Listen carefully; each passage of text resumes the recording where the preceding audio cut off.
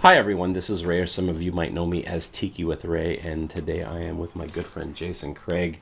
We are hanging out here in my tiki bedroom. I like to call it Tiki with Ray's Tiki Hideaway. If you notice in some tiki bars, you'll find a lot of nautical themed kind of stuff going on. Anchors, chains, ropes, nets, fish traps. Do you know why? Why that's in tiki? It's the spirit of adventure, exotic. Is that why? The idea of getting outside of your mainland lifestyle. Okay. Well, let me tell you the real reason why. Because the guy styled himself as a beachcomber, and he traveled some, and he had lots of bric-a-brac to put up in his bar. Before tiki bars became tiki bars, which I guess Don Beach, he's considered to be the godfather of tiki. There were tropical bars, there were tropical restaurants, there were tropical supper clubs. Definitely a lot of bamboo, thatch, palm trees, and stuff like that. But what Don Beach's take on it, what he did is he created the idea of the beachcomber, the beach bum. The adventurous scavenger. Yeah, and the idea is that the things that he would have found that would have been washed up on the coast or on the beach is the stuff that he would make to create like his little, I can say like a beach shack kind of. And some of those items obviously would be nautical stuff.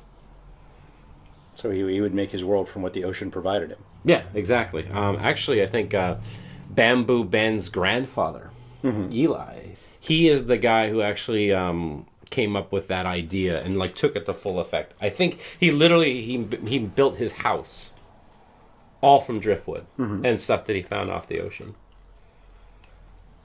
So the idea about tiki and why nautical stuff is kind of included with it is because of that.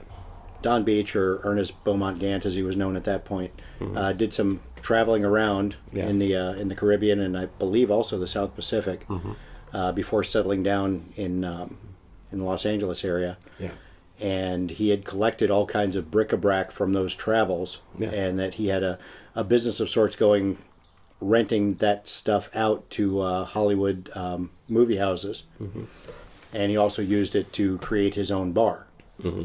But then during World War II, his part in the war effort was traveling around Europe, and he became the procurer for his unit, or I believe it was a general staff that he worked on. I didn't really look this up recently, but that he was kind of, if you remember the A-Team, do you remember Faceman? Absolutely. The guy that could get everything and anything? Of course. He was that guy. Okay. He was that guy that made all the connections and knew where to find things and literally hoarded useful stuff and learned how to trade it out. Yeah. So that was the whole beachcomber mentality. Well, let's talk about the Devil's Reef. Which I think is definitely more not, what would be the better term? I think you even came up with it, nautical tiki. Yes. Dark nautical pirate tiki. Yeah, and where normally like a regular tiki bar would just sort of be like, more beachy-ish, something like that. Yeah, which is still even sort of like a misnomer. I mean, the more I think about tiki, when I think of tiki, I think of jungle, dark. Well, I think of island jungle. What do you mean As by in that? you're somewhere Island you're somewhere out in the Pacific, either along the coastline or on an island. There's jungle once you get away from the beach, but the beach and the ocean are always present. Yeah. That you can always hear them. To me, the perfect South Pacific immersive environment is going to have volcano, jungle, and ocean. Okay. If you got all three of those, then it's perfect. And throw in some headhunters and cannibals just for fun. Do you feel that tiki, well, as we're talking about it, is tied to a specific location? Or does it have to be? Generally speaking, tiki is, as we know it, which is American polypop, Pacific Island idealism. It's, an idealized version of what mid-century Americans thought the Polynesian islands were. Yeah. But, yeah, so in that basis, it's based on the South Pacific, Polynesia, and I guess Micronesia as well. What do you mean by that? Micro, what'd you say? Well, the area north of Polynesia. Okay. Like heading more towards Asia or the Orient. Okay. So would the Orient be considered part of tiki? Well, based on food, because when you look at it, American tiki culture was based on alcohol from the Caribbean, Polynesian mythology and symbology, and food primarily from China and Japan, mostly China. But not food from the Hawaiian Islands?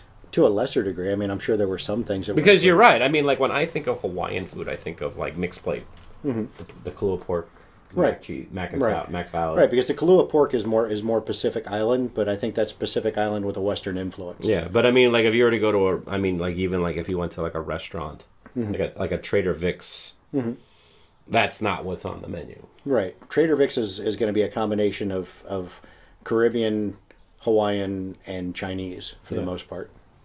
But Hawaii itself had all kinds of crazy influences from, Europe, Portugal, more specifically, Japan, China. The various peoples that had made it there and left bits and pieces of their culture, and the Hawaiian people kind of absorbed the culture around them and eventually got overtaken by it. But why? This may sound like a weird question, but why the Moais from Easter Island?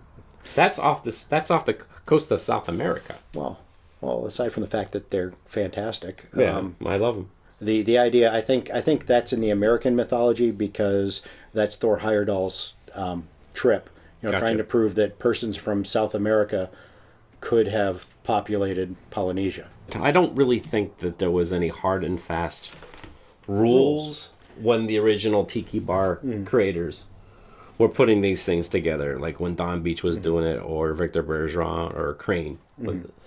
I think they were I think they wanted to create, I want to create an exotic, tropical escape. And I think they took whatever they thought looked cool or thought they felt that would work and make it as a giant mishmash. Well, the important part was that it was exotic, that it was something outside of the norms of American people. Because we're talking about a time frame when the American people were going through a time of prosperity and great hope. Yeah. But you also had the Cold War. Yeah. So you had this, great looming disaster in the offing. Yeah. So they wanted to get outside of all of that. But if you look at mid-century America, there was also an infatuation with like the dichotomy between technology and primitive. Okay. And so Tiki was a celebration of primitive cultures in a way. So you've got these primitive I think primitive idols, natural things like rock and bamboo and thatch. I think you nailed it on the head with one word: cultures. It isn't just Hawaiian. Because I think there's a big misnomer when a lot of people talk about it because they think Tiki, they think Hawaii. Tiki's a big mishmash. It's a complete mishmash. But Hawaii was in the American psyche because it was a huge place for American GIs. Yeah. And then there was the whole thing with Tales of the South Pacific by Michener, and then the musical South Pacific, the movie South Pacific, and then Hawaii becoming a state. So it's just for 30 or 40 years, it's constantly in the news, and news cycles didn't move as quickly as they do now. So it was in the American dreamscape of something like I guess like an almost attainable fantasy. But the more I get into this, the more I get into Tiki culture, Tiki pop, and stuff like that, I realize that it isn't just, we're trying to recreate being on a Hawaiian island. There's that aspect, but it's just like you said, it's pulling from the Polynesian. I mean, it's pulling from the Orient. I mean, we're pulling from nautical themes. And I think when you start pulling, like say like there's a bar, a tiki bar, something like that, and I think when you start going in one direction too much, then that's when you start to lose the idea of a tiki bar. We're examining all this in retrospect. When people were right in the middle of it, I don't think they thought about it that way. No, I think they were just looking at, this is super cool. Hey, that's pretty awesome. Hey, I like this too. And as I said before, it's an escape from what the modern reality was, from that almost oppressive technology coming in. But if we can look at and visit these more primitive cultures, and there's also the idea of the modern primitive, the idea that there's a certain idealism or honesty or something more true about being primitive than being part of modern man. Okay, I'm going to ask you a loaded question. So obviously, right, we call it right now that we are in the third wave of Tiki. Tiki is definitely popular. I don't want to say as big as ever, but it's big. Yeah. To me, I would say it's arguably bigger than it was in, say, 2000 or 2010, when both of those times you can look back and see where people were claiming it was ready to die. It had hit its zenith. It was going to fall off the map again. Okay. So, but I would say arguably it's bigger now based on the number of places opening in major and second and third tier type cities. Okay, so here's the question for you. So it's big. Mm-hmm. The need for this, people obviously they like it. They want to do the escape. Why do you think that is? Even though in 2018, it isn't that hard to go to these tropical locations for real. You say it isn't that hard, but the time and the expense is still going to be prohibitive for a lot of people. You think so? Yeah. But thanks to the internet, people are more aware of these things. Okay. Well, they're also, you've got a generation growing up that's used to experiencing things on a virtual level rather than a physical level. Okay. So, all right. Well, going with what I'm saying with that. Mm-hmm. You just said it. I mean, there's Google Earth, mm-hmm. where you can literally plop yourself down on the street, that you can see tons of pictures. Right. Why do you think Tiki is as popular as it is when you can actually go these places, or you can go to these places through pictures or virtual reality anyway? I'm going to go with it's still an escape from oppressive technology. It's still a way to get away from all this stuff, while at the same time, amazingly, people love going to tiki places and taking pictures and posting them online. Yeah. Do you think they like it because it is artificial?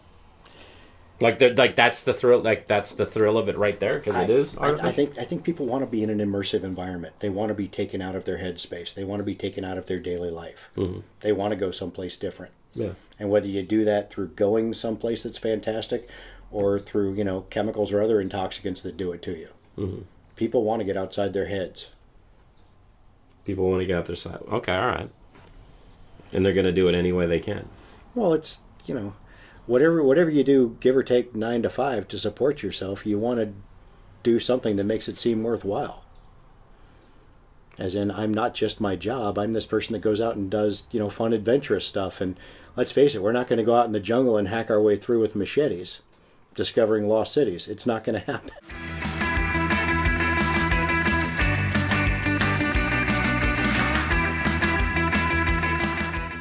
Yeah, Jason. I should have definitely put more rum in there. I'm going to make the magic happen.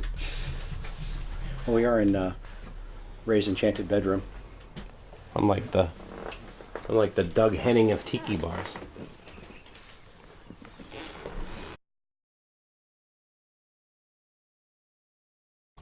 Hey gang, this is Tiki with Ray, and I just want to say thank you very much for checking out my video. I hope you enjoyed it. And if you want to see more episodes, click on the subscribe button. And if you liked the video, give it a like. That would mean a lot to me. And if you have any comments or suggestions, please leave a comment in the comment section below.